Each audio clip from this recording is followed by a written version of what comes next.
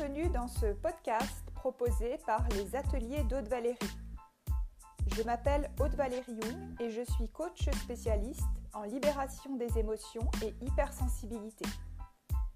J'accompagne des personnes en individuel à mon cabinet à Rennes et également à distance.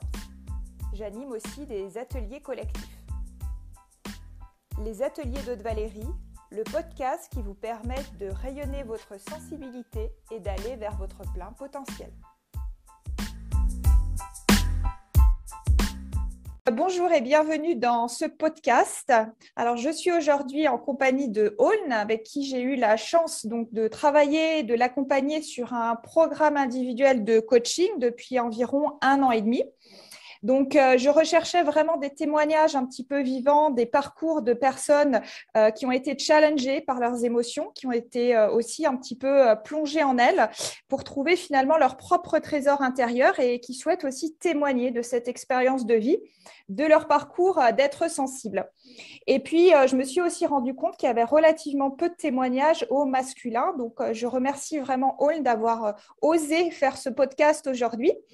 Et pour moi, Aulne fait aussi partie un petit peu de ces nouveaux futurs leaders qui sont inspirants, visionnaires et qui peuvent mettre leurs qualités émotionnelles et intuitives au service du collectif.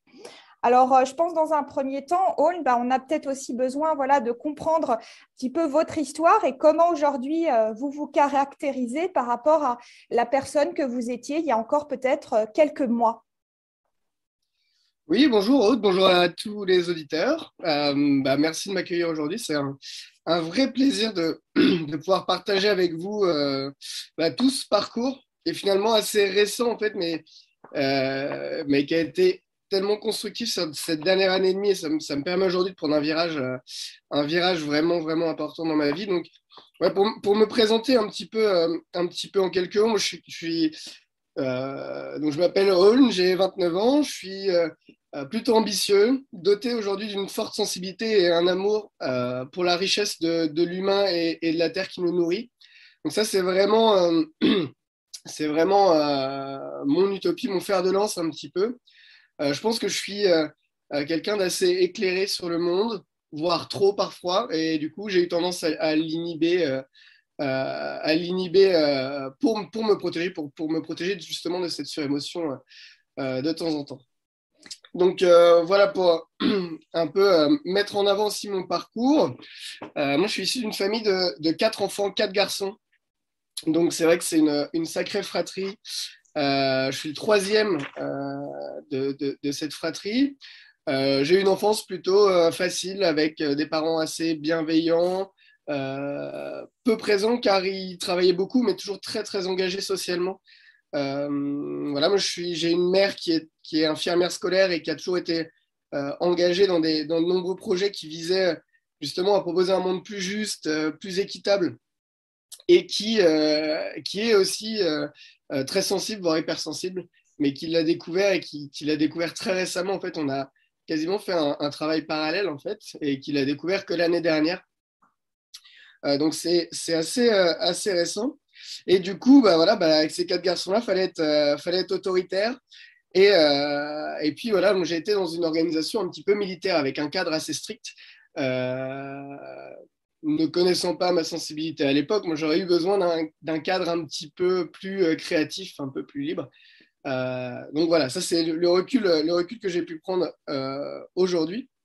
Mais voilà, après moi j'ai énormément de reconnaissance pour ma mère qui aujourd'hui me paraît surhumaine dans le travail qu'elle a engagé pour nous élever correctement, parce qu'aujourd'hui, on est tous accomplis dans nos vies et sur une voie équilibrée. Donc, c'est un travail de fou. Et puis mon père agriculteur qui a toujours travaillé beaucoup, mais qui était toujours très présent dans les moments où il était avec nous. Et ça a été vraiment aussi une vraie force. Il était toujours là avec beaucoup de légèreté. Donc, moi, ça m'apportait aussi un peu de réconfort au milieu de toute cette agitation. Et puis, c'est aussi lui qui m'a transmis cette sensibilité, cette compréhension justement de l'environnement, de la nature, des écosystèmes, etc. Donc ça, c'était vraiment déjà une base assez sécuritaire en fait pour mon développement personnel. Et ça, c'est je me rends compte maintenant, mais tout le monde n'a pas cette chance-là, en tout cas, de Tout à pouvoir fait. avoir ce cadre-là hyper bienveillant, avec des parents qui t'encouragent à réaliser tes rêves et réaliser ce que tu veux toi au fond de toi. Donc ça, c'est vraiment, enfin, je le reconnais aujourd'hui, c'est vraiment une chance et tout le monde n'a pas cette chance-là. Et puis au-delà de Donc, ça, c'est le sens du travail et de l'effort. Enfin, ce que j'entends aussi dans ce mhm. cadre familial qui était un petit peu donné finalement pour vous, hein. Oui, oui, exactement. Ouais. Un cadre vraiment, enfin, très, très orienté travail, mais travail tourné vers les autres, quoi. C'était vraiment un engagement vers l'humain déjà. Donc cette base-là, cette sensibilité-là, pour moi, elle était bien intégrée à ce fonctionnement-là, en fait. Donc ça, c'était vraiment une force. C'est-à-dire que dès petit, il y avait cette prise de conscience finalement du collectif, d'enjeux peut-être un peu globaux, si j'entends bien.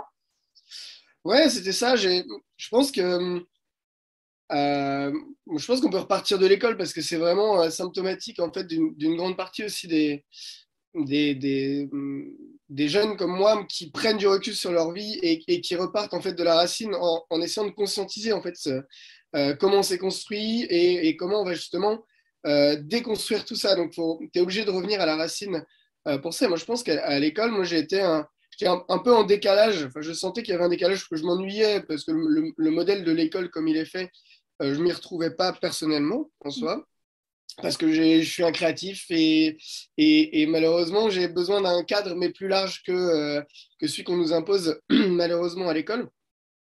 Euh, et du coup, ouais, je me suis très vite, je suis très vite rentré dans le moule, mais je m'ennuyais moi personnellement. Mais je rentrais très bien dans le moule socialement, j'étais très bien intégré. Euh, Moi, j'étais beaucoup avec les filles parce que c'était plus proche de ma sensibilité. Donc ça, c'est assez sympa. À l'époque, je m'en rendais pas compte, mais aujourd'hui, c'est une réalité. En fait, si j'étais beaucoup entouré de filles parce qu'il y avait cette maturité, cette sensibilité au monde, une autre approche, en fait, que je retrouvais pas dans les groupes masculins, qui étaient parfois très autocentrés, très sur l'expression de la force pour avoir du pouvoir, etc., qui, moi, correspondaient pas réellement à ce que je recherchais. Donc, inconsciemment, je me suis détaché en restant intégré, parce que j'étais très bien intégré à l'école, j'avais pas de problème avec qui que ce soit. Mhm. Donc voilà, c'est vraiment cette période-là où j'ai commencé à construire un peu ce qu'on appelle en psychanalyse le faux self, ou un peu l'effet caméléon, Mhm. où en fait on se suradapte pour intégrer en fait un monde qui n'est pas adapté à une sensibilité exacerbée. Donc ça, c'était vraiment la première phase. Mais ça, jamais avant l'année dernière, j'aurais pu mettre des mots dessus, ou du moins, je l'avais absolument pas conscientisé. Mhm. Euh, mais déjà, de prendre ce recul-là, je trouvais ça assez intéressant. Et surtout de dire que j'arrivais à trouver cet équilibre-là, finalement, avec cette sensibilité, qui peut être source pour certaines personnes de rejet, déjà dès le plus jeune âge, parce que vraiment, en fait, quand on regarde l'école, c'est une étude psychologique à part entière, en fait, entre les relations entre enfants, c'est du sentiment brut, donc tout est très brut. Donc le rejet, il est très facile. Le sentiment de rejet, il est très facile.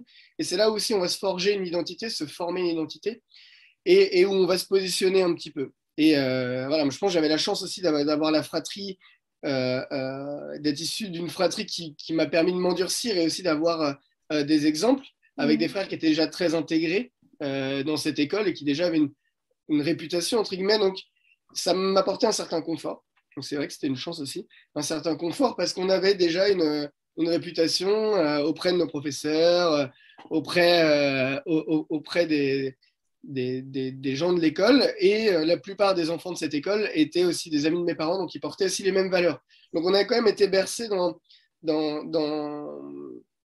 on a quand même été dans une bulle un petit peu à part, assez utopique et bienveillante, qui était assez protectrice en fait pour le profil de personne que je suis et qui m'a permis en fait d'évoluer correctement et de réussir correctement à l'école au début pour faire plaisir à ma mère parce qu'en vrai, moi je m'ennuyais en vrai à l'école, mais il Mhm. fallait des résultats, enfin, c'était de la compète, donc il fallait rentrer en compète, donc moi je rentrais dans le moule comme il fallait. C'est ça. Donc, la ligne était tracée. On sent qu'il y avait, voilà, le socle familial était là. Et pourtant, voilà, vous parlez de suradaptation et puis de challenge, de regard des autres, finalement. Alors, quand est-ce que ça a un petit peu changé pour vous? Quand est-ce que vous avez envie peut-être de tracer votre propre route ou comment ça s'est manifesté, finalement, dans les étapes? Alors, je pense qu'il y a eu, alors c'était assez conflictuel en fait avec mon grand frère qui a 4 ans d'écart avec moi. En fait, on était très proches et souvent, voilà, c'est là où il y a des petits risques fraternels. C'est souvent entre ces frères-là. Et du coup, il y avait un rapport de force qui s'est assez vite instauré avec mon frère dans le sens où lui, il était très ambitieux et très compétiteur. Donc très, très dans ce côté masculiniste. Mmh. Et du coup, c'était vraiment l'image pour moi un peu le mal qu'on a dans la société. C'était le patriarche et l'enfant un petit peu. Et on avait ce rapport un peu parent-enfant qui était un peu déstabilisant. Et du coup, moi, j'avais un frère qui était un compétiteur. Ouais. Et donc, je suis rentré dans ce rapport de force où bah, il fallait que je rentre dans cette compétition aussi. Mmh. Fallait que je prouve que j'étais à la hauteur, fallait que je prouve que bah non, j'étais pas hyper sensible, j'avais pas de sensibilité en fait. Et du coup, je me suis inscrit dès l'adolescence en fait dans ce schéma-là, donc assez vite en fait, Mmh. Mmh. pour pour rentrer dans le moule quoi. Moi, j'avais une envie de réussite. Moi, je suis quelqu'un d'assez ambitieux, donc j'avais vraiment envie de répondre à ces ambitions-là. Et du coup, pour moi, bah dans l'image sociale qu'on m'envoyait, il fallait passer par le modèle patriarcal. C'est ça. Et ça a été assez particulier parce que c'était bourré de paradoxes, en fait, cette période-là. Aussi bien, enfin, surtout au collège, en fait, où finalement, il y a des choses qui se passent et il y a une sorte d'omerta un petit peu sur les rapports hommes-femmes dès le collège, duquel moi j'étais très détaché et que je trouvais très déplacé et en même temps sur lequel j'intervenais pas non plus, de peur du regard des autres, me mettre à dos une partie de ce qu'on peut appeler les bien-pensants ou du moins comment dire, les leaders naturels ou comment on peut les appeler? Oui, enfin, vos repères, enfin, ou les normaux-pensants, je ne sais pas si on peut parler de normes, même si elles n'existent pas forcément, mais est-ce que c'est peut-être ça l'idée, voilà, d'avoir des repères un petit peu même socio-culturels, parce que vous évoquez finalement la différence entre le masculin et le féminin dans la société, finalement. Hein. Il y avait ce truc du garçon populaire, en fait, qu'il fallait être populaire pour plaire aux filles, il y avait ce rapport, des rapports très hétéronormés, en fait. Des rapports homme-femme où la femme acceptait énormément de choses, où l'homme était très déplacé dans ses propos. Et en fait, moi, je ne m'y retrouvais pas là-dedans. Donc, j'étais à la fois distant et à la fois intégré, parce que en fait, j'étais toujours très bon conseiller des filles dans ces périodes-là. Et du coup, j'ai compris très vite le fonctionnement féminin, parce qu'en fait, j'étais tout le temps avec des filles et j'avais la parole facile et des filles qui me faisaient confiance et j'étais le bon copain. Donc, ça peut être un peu ennuyant parfois quand tu veux aller vers des rapports de séduction. Mais en soi, j'avais réussi à gagner la confiance aussi de beaucoup de mes amis et avec qui m'a permis de comprendre le fonctionnement féminin et qui a permis aussi de moi garder cette sensibilité-là, cette approche-là. Quoi. Et d'être compris surtout. Parce que voilà, quand j'étais au milieu d'hommes, je m'adaptais au monde masculin et enfin d'hommes hétéronormés entre guillemets. Je ne sais pas si on peut utiliser ce terme-là, mais pour moi c'est un petit peu ça, c'est qu'on rentre dans des normes et je suis rentré dans ces normes masculines, mais je gardais un pied dans ma sensibilité. J'ai toujours un peu jonglé entre les deux, inconsciemment en fait. C'était totalement inconscient comme mécanisme, mais entre cette sensibilité que j'avais et ce côté où je dois rentrer dans des normes, dans les normes sociétales pour m'intégrer socialement. C'est ça. Donc c'était vraiment ça la période collège où j'ai jonglé. Et puis moi, j'ai eu la chance de savoir assez vite ce que je voulais en fait. Et on Et retrouve j'avais aussi. très vite un objectif de vie. Voilà, on retrouve une des caractéristiques, c'est aussi l'écoute empathique, hein, qui fait partie justement du fonctionnement des personnes hautement sensibles au potentiel, etc. Et est-ce que après, sur la suite du chemin, du parcours, est-ce qu'il y a eu d'autres prises de conscience sur justement ce fonctionnement qui est singulier finalement? Est-ce qu'il y a eu d'autres Ah, découvertes à ce niveau-là? alors non, ça a été de pire en pire. Ça a été de pire en pire parce que la sensibilité, quand tu es enfant, elle est acceptée et plus tu grandis, plus tu rentres dans le monde des adultes. En tout cas, jusqu'à quelques années en arrière, parce qu'on en reparlera, mais aujourd'hui, les mentalités évoluent. Tu dois te protéger de ça. Et d'autant plus qu'à l'âge de 15 ans, donc à la fin de collège, j'avais un objectif en tête. J'avais l'objectif de rentrer, de travailler dans un métier social qui a vraiment un sens et qui apporte quelque chose à la société. Mm. Et j'ai choisi le métier de cuisinier. Donc beaucoup me diraient métier de cuisinier comme métier social, je vois pas. En fait, moi, je l'amène vraiment comme l'alimentation, comme un moyen d'apporter une évolution à un système alimentaire qui est aujourd'hui dérégulé, un système global même qui est dérégulé au-delà du système alimentaire. Ouais. Et du coup, je me suis très vite orienté vers l'alimentation en fait. Et à l'époque, bah, quand tu as 15 ans, euh, pour avoir des étoiles dans les yeux, ce qui fait rêver, c'est d'aller bosser dans des grandes cuisines, dans des palaces, dans des restaurants étoilés Michelin, etc. Donc, les voies d'entrée, c'est les écoles d'hôtellerie-restauration. Mm. Sauf que bah là, c'était la première fois que je sortais de mon monde des bisounours à 15 ans. Même si j'étais ravi de pouvoir prendre mon envol et devenir l'individu que je voudrais être et sortir justement du cadre familial et parfois des injonctions familiales qui m'empêchaient en fait d'évoluer, et ben, je suis rentré dans un métier qui était, je pense, un des pires métiers pour une personne hypersensible, que ce soit homme ou femme, que sont les métiers de la restauration qui sont en évolution aujourd'hui, mais qui hier sont clairement des destructeurs en fait euh, pour, pour, pour des personnes qui ont plus de fragilité. Moi, j'avais de la chance d'avoir entretenu, de m'être endurci justement grâce aux relations avec mon frère et de Mm. m'être endurci très très jeune, donc avoir été Mm. capable de faire face justement à ces difficultés. Mais voilà, à l'âge de 15 ans, j'intègre l'école hôtelière de Dinard euh, qui était une super école hôtelière, très cotée. Et vraiment, on a eu enfin, ça a été 5 années mémorables avec vraiment une formation qui était vraiment à la pointe et des professeurs vraiment qui nous ont accompagnés. Cependant, bah, quand on se retrouvait en stage, malheureusement, on se retrouvait sur une réalité, enfin, face à une réalité auquel on n'a pas du tout été préparé, d'autant plus qu'on est issu d'un milieu où tout est beau, tout est rose, entre guillemets, et qu'on n'a jamais eu de grosses difficultés de vie, ou du moins qu'on n'a jamais été confronté à des choses très, très dures. Et c'est vrai que c'est là où bah, j'ai été le plus détruit, je pense, au mental, où ma sensibilité m'a fait le plus défaut. Parce que ce premier stage-là, je suis tombé sur quelqu'un qui avait un profil un peu de pervers narcissique et qui a été totalement déshumanisant au possible et qui m'a vraiment atteint psychiquement et physiquement et qui m'a par la suite bah, un peu fait perdre cette confiance en moi que j'avais par ma passion et mon engouement et mon envie de changer les choses. Et ça m'a un peu coupé l'herbe sous le pied au démarrage, quoi. Mm. Mm. Mm. Et ça, Ouais. c'est vraiment un moment de vie où ça aurait pu me décourager, pour le Oui. coup. Mm. Et je me rappelle qu'à ce moment-là, j'avais une phrase en tête, c'est si tu abandonnes maintenant, tu abandonneras toujours. Mm. Mm. Et qui du coup est resté comme une musique un petit peu en permanence, qui m'a aussi permis de m'accrocher aussi sur bah, tous les projets aussi que j'engageais, en me disant faut pas abandonner à la première difficulté, il faut aussi savoir s'accrocher, se remettre en question de la bonne façon, Mm. Mm. euh, et aussi en faire une force. Et du coup, je me suis construit là-dessus. Mm. Mm.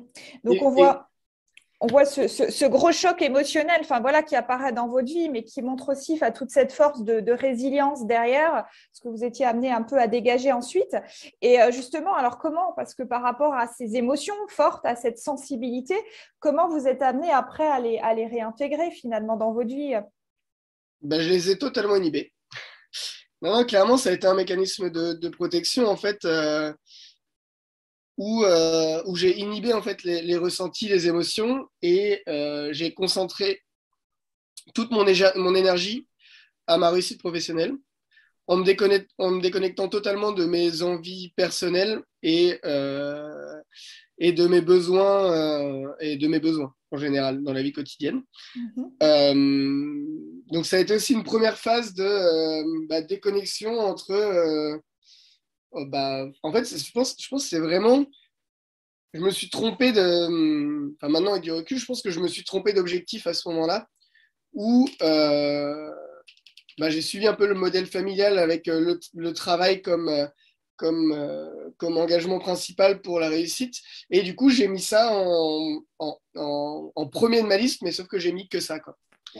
Donc, ça a marché pendant 10 ans. Je me suis fait un joli CV. Aujourd'hui, j'ai un CV. Je suis vraiment fier de ce que j'ai accompli, malgré que c'était pas évident, c'était pas facile. Hein, c'était que de la suradaptation en permanence, c'était que de la remise en question. Et en même temps, en face, il y avait des personnes qui se remettaient jamais en question, avec des figures d'autorité euh, qui étaient, euh, euh, qui étaient très inhibantes en fait pour toute ma créativité, mon envie de changer les choses, et qui m'a mis dans un cercle infernal euh, bah, d'arrêt de la réflexion. J'ai arrêté de réfléchir à ce moment-là parce qu'on me disait t'es pas là pour réfléchir, t'es là pour agir. Et du coup, pendant 10 ans, j'ai fait ça, j'ai agi en fait. Et je repartais de zéro à chaque nouvelle expérience professionnelle. C'est ce qui m'a aussi permis, voilà, c'était mon adaptation, ma suradaptation en permanence qui me Mhm. permettait aussi, cette capacité de résilience, qui me Mhm. permettait de repartir de zéro. Mhm. Donc je considérais plus les acquis euh, comme des acquis, enfin une grosse partie des acquis comme des acquis pour pouvoir resynchroniser mon cerveau sur chaque nouvelle expérience pour m'adapter à une nouvelle méthode de management, pas forcément la bonne, bien Mhm. évidemment, m'adapter à une nouvelle structure, m'adapter à de nouveaux collègues, Mhm. et du coup m'intégrer à ce truc-là dans lequel j'exprimais pas moi cette sensibilité-là. Mhm. Et au bout d'un moment, en fait, ça explose, en fait.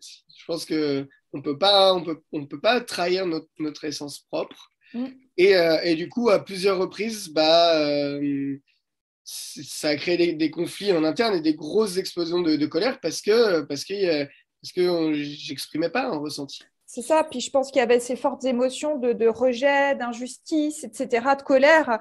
Et je pense que c'est à peu près dans ce contexte-là, je crois qu'on s'est connus. Enfin, vous sortiez Mhm. justement de ces expériences professionnelles douloureuses. Et c'était un petit peu les objectifs que vous aviez, je crois, hein, quand on a démarré le travail, quoi. Mm. Bah, ça a été ça. En fait, ça a été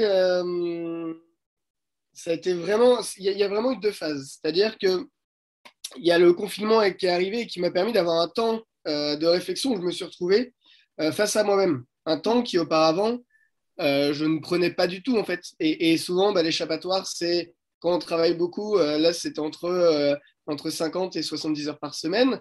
Euh, L'échappatoire, c'est d'aller boire des coups avec les copains, c'est d'aller faire la fête, c'est d'aller se vider la tête comme on peut en fait, pour surtout jamais se retrouver face à soi-même et surtout jamais se remettre en question, parce que ça nous empêcherait ça empêcherait d'avancer entre guillemets, ou du moins ça nous amènerait trop de lucidité et du coup on prendrait des décisions qui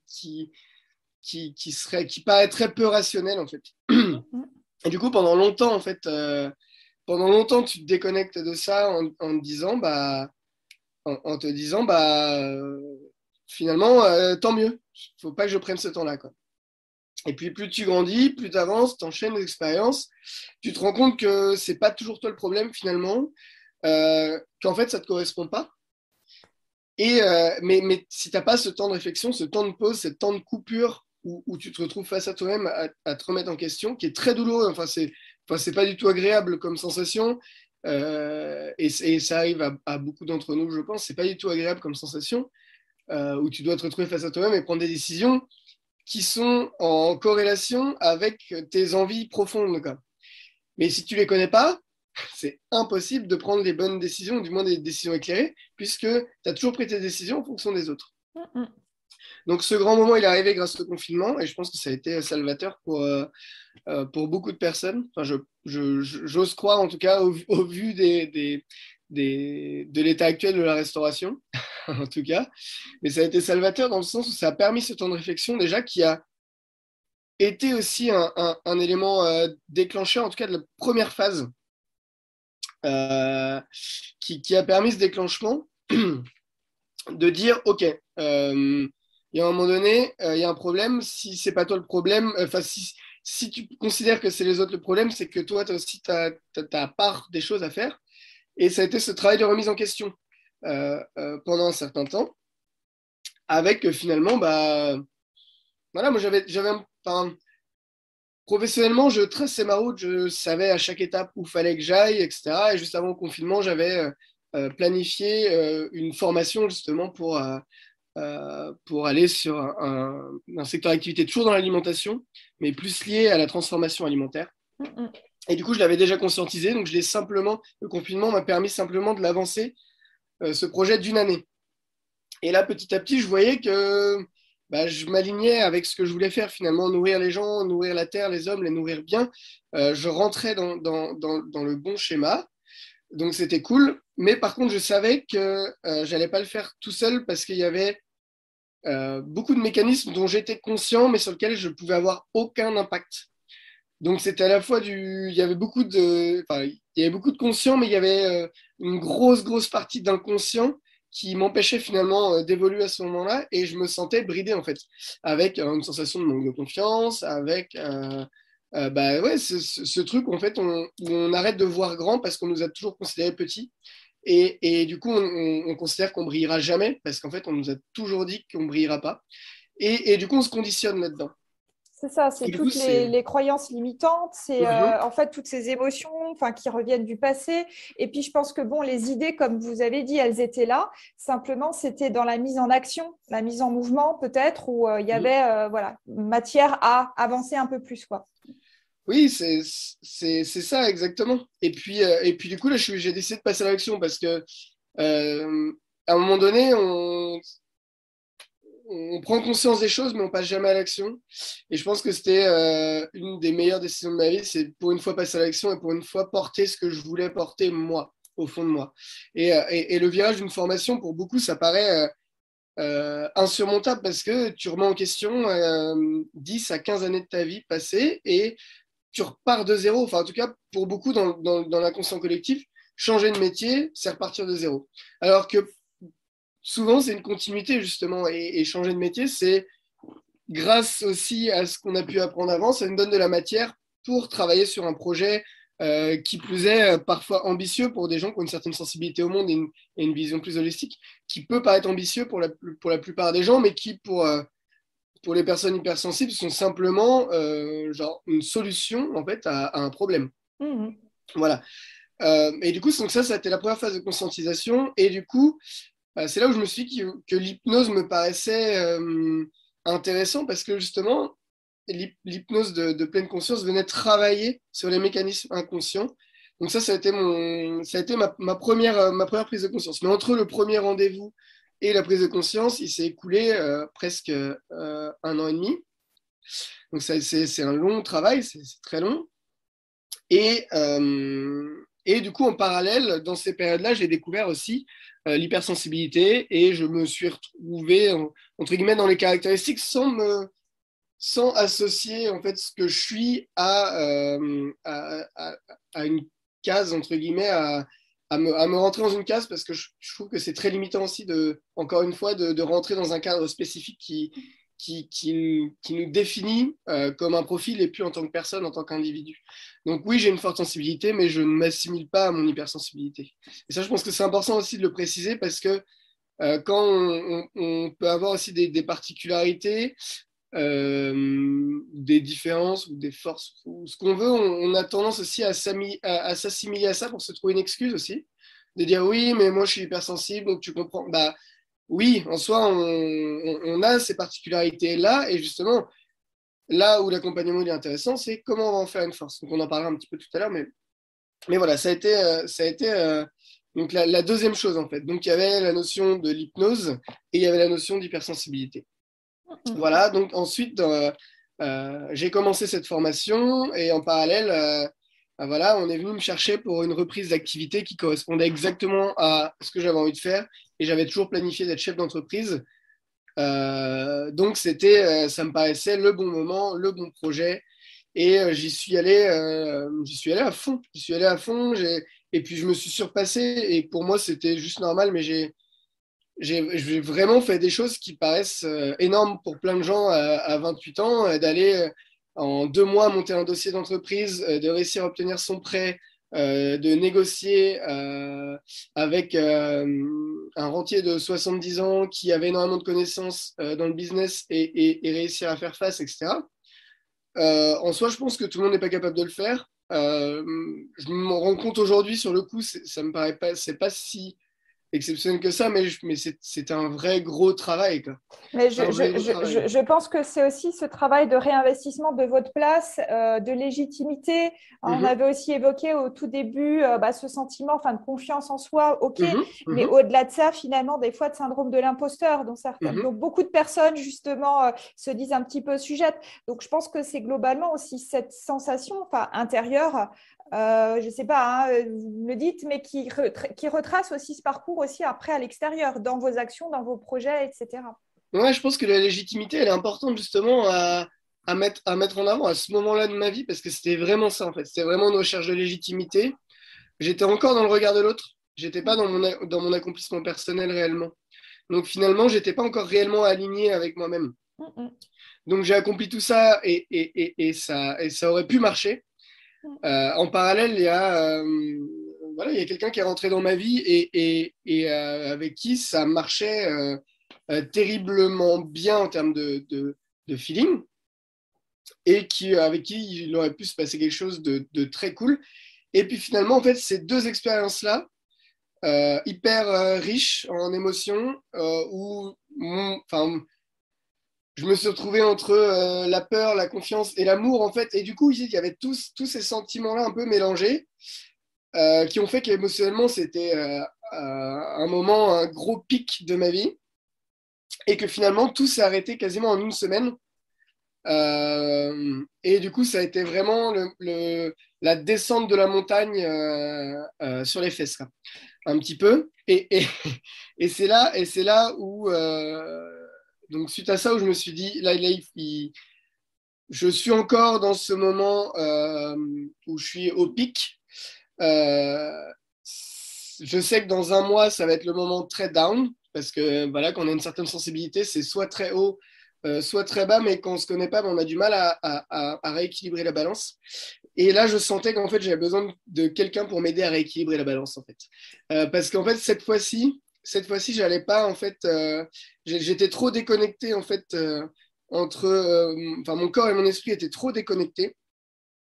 Et j'avais trop de mécanismes inconscients qui m'empêchaient aujourd'hui d'avancer et de trouver réellement ma voie. Et c'était vraiment le moment où j'avais besoin d'une tierce personne, en fait, d'une aide extérieure. Non pas parce que j'étais en dépression, rien à voir. C'était pas une question y a pas, enfin, j'ai pas eu cet état dépressif que beaucoup peuvent avoir. Justement, j'ai eu la chance d'avoir toujours des mécanismes inconscients qui m'ont protégé de ça, du burn-out ou de la dépression. Je partais souvent juste avant, mais c'était toujours très, très, très, très au bord. Et là, je savais que si je me faisais pas accompagner maintenant, bah, ça allait arriver. Et que cette fois-ci, j'aurais pas pu y échapper, quoi. Donc c'est pareil, mécanisme inconscient, etc.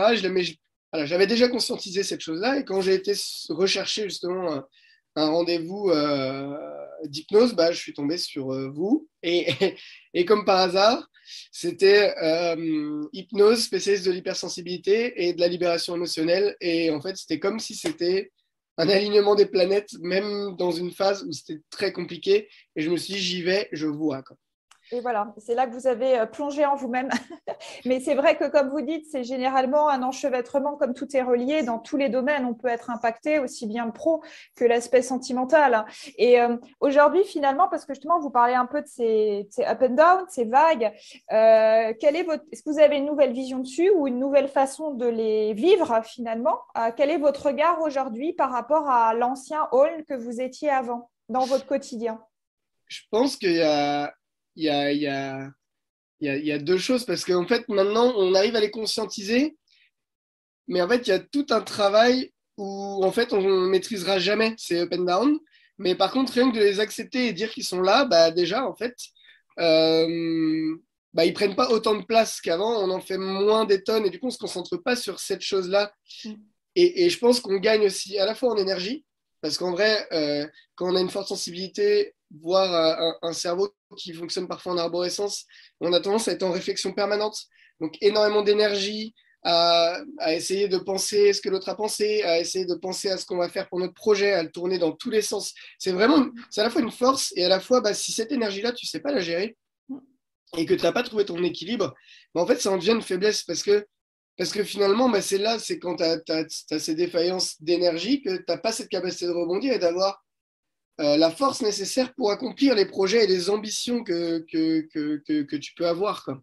Et en fait, l'enjeu, il est là dans cette approche d'accompagnement, c'est aussi comment remobiliser ces énergies sur l'essentiel, sur reconnecter l'âme et l'esprit, et qu'est-ce qu'on doit mettre en place, qu'est-ce que chacun personnellement doit mettre en place pour répondre aux bons objectifs cette fois-ci, avec le recul nécessaire en fait sur les 10 premières années. Parce que justement, si la force de la sensibilité, c'est de cette forte sensibilité, c'est d'être capable de se remettre énormément en question. Et du coup, de nuancer énormément les situations, de se mettre aussi à la place des autres, avoir une forte empathie. Donc, du coup, aussi être capable de comprendre et d'absorber ce que peuvent dire et ressentir les autres. Et au bout d'un moment, il faut faire le tri avec toutes ces informations-là qu'on a pris pendant des années pour libérer en fait de l'espace pour se concentrer sur l'essentiel en fait. Et là, ce travail, c'est là où j'en suis aujourd'hui. Le travail, c'est ça. C'est comment trouver ce juste équilibre. Comment on équilibre le tout. Comment on arrive à dédier des temps aussi où on ne sait pas réellement le professionnel et la vie personnelle.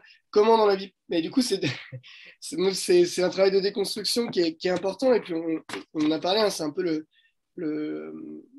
comment dire, le fil rouge un peu de tout ça. Mais on a construit pendant des années tout plein de mécanismes et de fonctionnements qu'on doit déconstruire. Donc, en fait, en termes de travail, c'est le travail d'autant de temps qu'on s'est construit. Donc, il faut déconstruire 27 ans en déroulant le fil, en fait. Et du coup, je ne peux pas dire aujourd'hui que c'est facile tout le temps et que émotionnellement, je suis hyper équilibré et que j'ai trouvé justement ce bon truc, etc. Non, pas encore, en fait, parce qu'en fait, on garde tous ces vieux mécanismes. Par contre, ce que je peux dire, c'est que déjà, je suis capable de mettre des mots dessus. Je suis capable de partager avec les gens autour de moi. Je suis capable d'exprimer aussi ces émotions-là. Et puis, j'accepte aussi beaucoup plus cette vulnérabilité. Et je pense qu'on va revenir dessus parce que c'est vraiment important, en fait, je pense, cette notion de vulnérabilité parce qu'en fait, on l'a mal considérée. Tout à Donc fait. voilà. Et tout ce travail-là, c'est vraiment un travail qui est passé à la fois par un travail donc, d'accompagnement, mais aussi un travail de recherche personnelle et beaucoup de lecture et beaucoup à comprendre les mécanismes du cerveau, écouter beaucoup de podcasts philosophiques qui permettaient en fait d'adoucir un petit peu cette approche de la vie qui peut être parfois un peu pas noire, parce que moi j'ai toujours été très positif, mais une idée de la vie un peu tragique, quoi, d'un monde qui tourne pas rond et tout ça. Et la philosophie adoucit pas mal et permet vraiment d'aborder les choses d'une autre manière, en fait. Et oui, peut-être un changement de regard aussi qu'on a beaucoup évoqué sur notre histoire, notre façon de faire, justement, le personnage que l'on joue. On avait évoqué aussi les masques, etc. Et là, dans ce que vous venez de dire, en fait, c'est que c'est un cheminement. C'est-à-dire, oui, il y a plusieurs étapes, ça passe par des prises de conscience. Et il y a aussi, je pense, vous êtes donné la chance, en fait, de vous auto-accompagner, c'est-à-dire aussi de votre côté, au-delà du coaching, de mettre en place dans votre vie de tous les jours, que ce soit par l'écoute, effectivement, les lectures, etc., ou des pratiques. Enfin, bon, bref, je sais que vous mettez en place d'autres choses, vous allez aussi en mettre encore, qui vous ont aidé aussi. Donc, c'est aussi notre propre responsabilité là-dedans, d'arriver à nous aider aussi quelque part, quoi. Donc, c'est l'ensemble de tout ça qui va faire que les objectifs pourront être atteints à terme. Exactement. Et puis, je pense aussi que c'est vraiment une question à la fois de moment et de personne. Je pense qu'on a tendance à vraiment stigmatiser l'accompagnement via les psychothérapeutes. En fait, je pense que il y a pas de bon ou de mauvais psychothérapeute. Je pense que c'est vraiment une question de feeling. Et je pense, et encore plus quand on a une forte sensibilité, faut vraiment aller vers quelqu'un en fait qui correspond à ce qu'on recherche, avec qui la discussion elle rebondit. Parce que vu qu'il y a vraiment ce rapport à l'émotionnel et qu'on est capable de lire énormément de choses à travers les interlocuteurs qu'on a en face de nous, enfin, en tout cas, moi c'est mon cas, eh bien, un psychothérapeute lambda dénoué de sensations et d'expressions ou d'une voix qui varie, entre guillemets, ou qui transmet une émotion, et ben en fait, ça peut mettre mal à l'aise, en fait. Et on peut se dire, bah non, en fait, la psychothérapie ou l'accompagnement, c'est pas du tout pour moi. Mm. Alors qu'en fait, c'est vraiment des fois une question de personne, en fait, et une question de méthode. Parce que voilà, moi ça me convient parce que ça me convient. Mais des fois, voilà, des fois, faut chercher, des fois, faut se planter, faut essayer des choses. Des fois, ça marche pas, ça apporte pas. Et puis, c'est aussi une question de ressenti, en fait, et d'intuition. Et je pense que ça a aussi été un révélateur, l'intuition, en fait, justement, en fait, que cette sensibilité, elle offre un panel incroyable d'émotions et d'intuitions, en fait, qui nous permettent, en fait, de faire des choix qui sont totalement déconnectés parfois de choix qui peuvent être considérés comme cartésiens et qui sont clairement une force, en fait. Parce que moi, la plupart des choix que j'ai faits, c'était purement intuitif et peu cartésien parfois. Donc, du coup, voilà, et c'est là où c'est intéressant parce que je m'oppose parfois à mes frères dans mes choix de vie. Enfin, je ne m'oppose pas, en fait, je suis dans un autre modèle et d'autres choix de vie qui me permettent de construire un peu mon puzzle qui peut paraître un petit peu déconstruit pendant longtemps. Parce qu'aujourd'hui, une formation, deux formations, trois formations parfois, un départ à l'étranger qui se profile, une formation initiale dans la restauration commerciale, voilà, etc. Mais en fait, ça vient juste nourrir mon projet, ça vient juste encore plus le construire, l'étoffer. Et justement, on a parfois, on m'a parfois souvent dit que j'étais un rêveur, que j'avais tout le temps plein de projets et que j'accomplissais pas mes projets. Et j'ai souvent culpabilisé de ce truc-là en me disant, mais c'est vrai, en fait, tu vas pas au bout de tes projets. Et en fait, finalement, tout ce travail je parle de projets, je parle d'intuition, je parle de choses, etc., ça m'a permis de comprendre deux choses.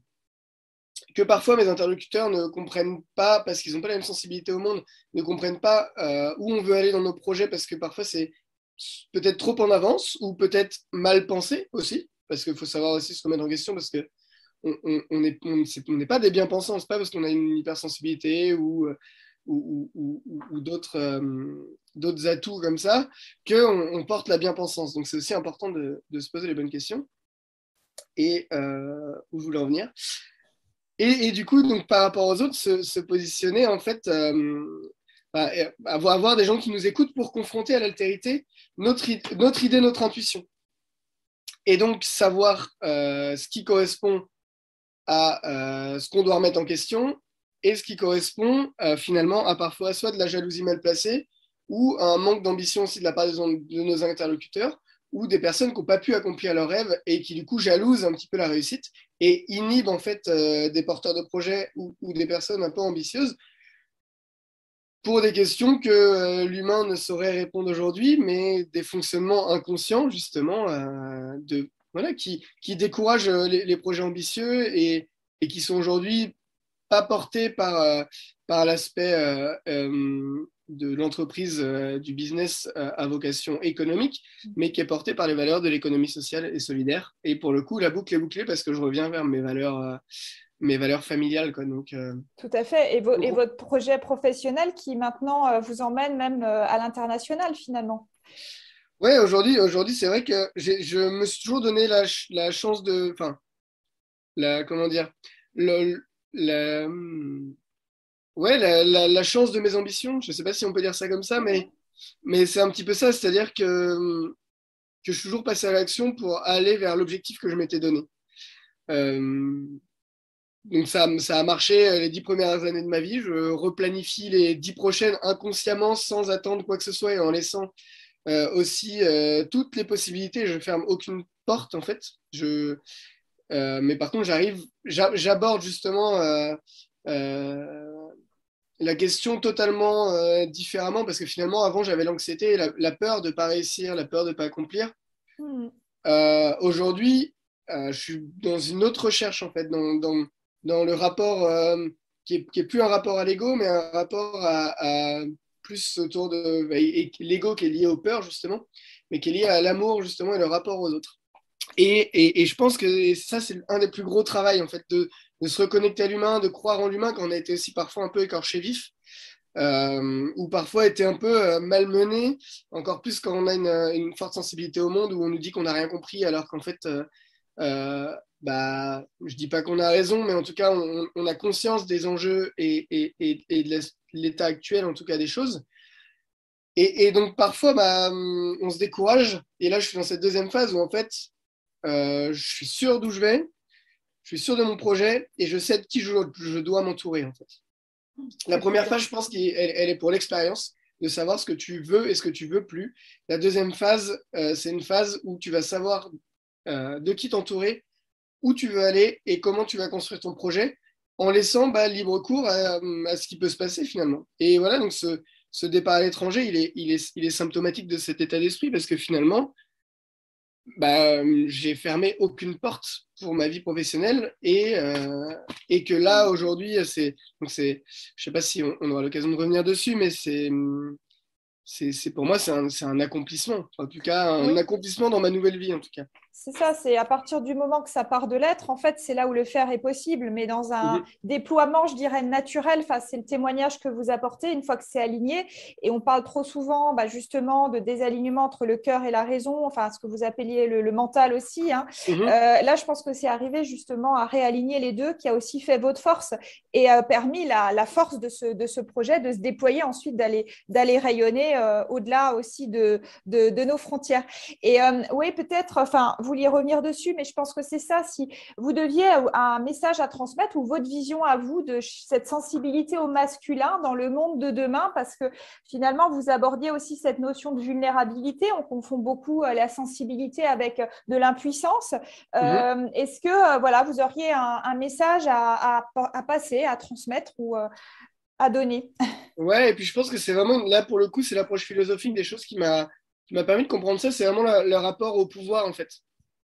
Le rapport au pouvoir qui est clairement lié, en fait, à notre modèle patriarcal, où on considère le pouvoir par la force et non pas par cette capacité à donner du pouvoir aux autres. Et du coup, donc, le pouvoir par la force, c'est la notion d'ego. Et du coup, quand c'est l'ego qui parle, c'est un autre rapport au monde. Je pense que c'est vraiment ça, en fait, c'est de se dire, déjà de prendre conscience que son intuition ne nous trahit pas, déjà. Donc, réapprendre à s'écouter, à prendre aussi du temps pour soi. Et puis surtout, considérer que dans des projets ambitieux, on a besoin de s'entourer de gens, en fait. On a besoin de s'entourer de personnes. Et que finalement, une ambition, ça se transmet, ça se partage. Et je pense que quand on a cette capacité à avoir une certaine vision, et si on arrive à la transmettre parce qu'on est dans la confiance, on est dans un partage entier et dans une confiance entière, finalement, ça change notre rapport au monde. Finalement, ça change aussi les personnes qu'on attire à nous, ça change notre réussite. Et puis finalement aussi, il y a vraiment aussi ce truc où faut arrêter de voir petit en fait. Faut, on peut voir grand avec des valeurs, on peut voir grand et commencer petit, mais surtout faut voir grand en fait. Et je pense que c'est un peu un peu quelque chose qui m'a permis de me libérer, c'est de me dire, mais en fait ça sert à rien de voir petit parce qu'on t'a considéré petit, vois grand et puis tu réussiras grand sans avoir les ambitions de rechercher justement euh, voilà, ce pouvoir qu'on considère aujourd'hui notre modèle social, pouvoir par l'argent, avec un modèle social très consumériste et qui nous formate, entre guillemets, à avoir la plus grosse voiture, la plus grosse maison pour être une personne importante, qu'on considère comme importante, parce qu'aujourd'hui, les personnes qu'on considère comme importantes, c'est les personnes qui ont du pouvoir et de l'argent. Donc voilà, je pense que voilà, décentraliser en fait, se décentraliser du modèle social et créer ce que nous, on veut, en fait. Et en fait, ça a été vraiment ça. Si ça ne nous convient pas, ne pas nourrir un ressentiment ne pas nourrir en fait ce ressentiment qui n'attend que ça, en fait, que nourrir cet ego de frustration, mais bien en fait changer les choses de l'intérieur et surtout sans jamais être dans le jugement, mais toujours être dans la compréhension de l'autre, dans la transmission, etc. Et c'est ce qui va, je pense, se permettre de faire un projet qui sera aligné avec nos valeurs, à la fois ambitieux et qui permettra d'arriver vers une réussite, je pense, enfin j'ose espérer, qui soit la réussite, la réussite la réussite de soi, en fait, l'accomplissement de soi, et non pas celle qu'on essaie de nous inculquer finalement. Donc c'est une autre approche en fait de la vie, c'est peut-être philosophique, c'est peut-être parfois spirituel pour d'autres, c'est parfois pas compris. Moi, c'est mon approche et elle me convient très bien. Peut-être qu'il y en a qui se retrouveront dedans, peut-être pas. C'est ça, c'est oser rêver. En fait, je retiens bien, il faut voir grand pour réussir grand. Est-ce que c'est votre mot de la fin ou est-ce que vous auriez quelque chose d'autre à rajouter? Ouais, c'est pas mon mot de la fin parce que en fait, pour réussir grand, il faut aussi passer à l'action. Et du coup, je pense qu'il y a aussi cette phrase qui dit le secret de l'action, c'est de s'y mettre, qui met aussi vraiment en avant le moment où je suis, là. C'est que, en fait, si on a beau rêver grand et voir grand, si on passe pas à l'action, eh ben, en fait, on n'y arrivera pas. Donc, voilà, un petit peu le mot de la fin et ce sur quoi je voulais terminer. Et puis voilà, je pense que ça encouragera aussi tous les rêveurs, comme vous disiez, tous les visionnaires dont on a besoin actuellement. Et encore merci pour ce magnifique témoignage, je pense qu'il est vraiment vibrant et vivant. Et ce que je ressentais vraiment, c'était cette transformation de l'amour du pouvoir en pouvoir de l'amour. Voilà, c'était peut-être ça pour conclure sur cette belle note et ce beau témoignage au masculin. Merci beaucoup, Aulne, et puis encore très bonne continuation pour votre projet à l'avenir et concrétisation dans le passage à l'action.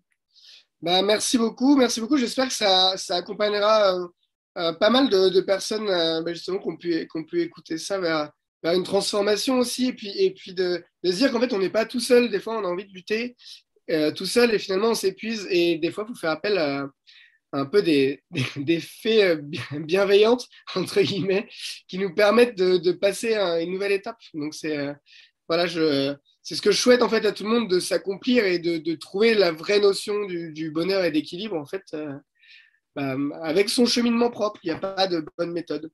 Voilà. Exactement. Merci encore.